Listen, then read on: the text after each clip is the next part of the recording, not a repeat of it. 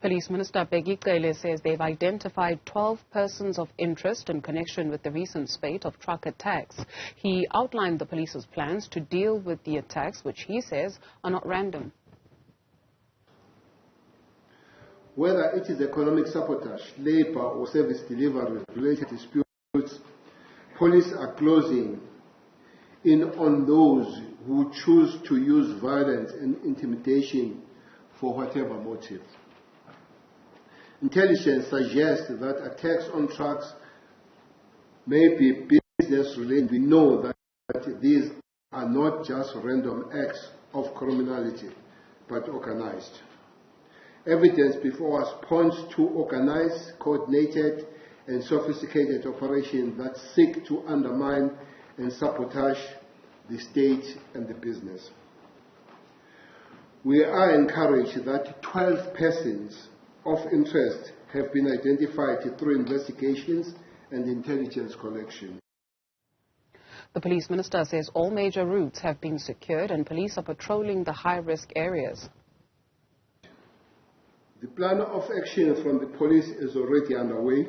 No matter the motive, the country's law enforcement remain on high alert and is hard at work at preventing more attacks, but also finding these individuals or gangs of thugs hell-bent in causing havoc on our roads.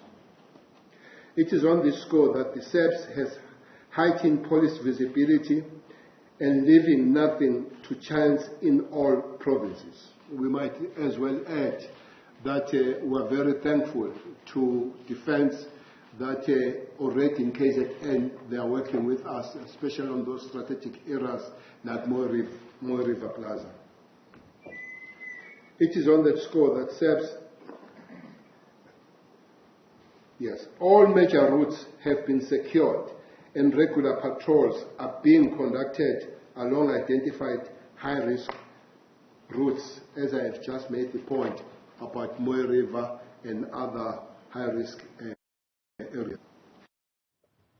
Listening in on that is Mary Phadi, President of the Truckers Association of South Africa. Thank you very much, ma'am, for your time this afternoon. You speak to a number of associations in the industry, and they will point out to labour or the hiring of foreign truck drivers. The police minister mentioning, though, that some 3 or 4 truck drivers were impacted by these incidents, but the majority have been South African drivers. What is your understanding of the situation on the ground? What we can say as operators, or what we are saying, is that this is a group of people that are seeking attention from the government. And, the way things are going, we are quite happy that, the SAPS is doing their best to make sure that, they put everybody under book. Attention from government to what end? Look, we can not shy away from the fact that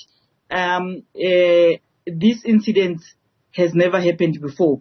We had similar incidents where truck drivers came up to say we have a problem with the way the employment of the foreign truck drivers is happening in South Africa, which has led to the establishment of the task team. And from this task team, to date, we have not achieved much on the 11-point plan.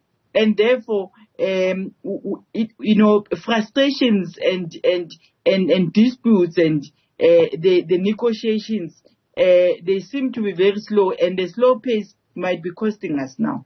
How should we understand that issue of foreign truck drivers? Because the police have revealed that 20 trucks have been burnt in 3 provinces. If the police minister says 3 or 4 foreign national truck drivers were involved, that would mean, if it's 4, let's round it off, it would be 16 truck drivers that are South Africans. And so how should we understand that? We should not be looking at a truck driver. We should be discussing the asset that has been burnt, the truck itself.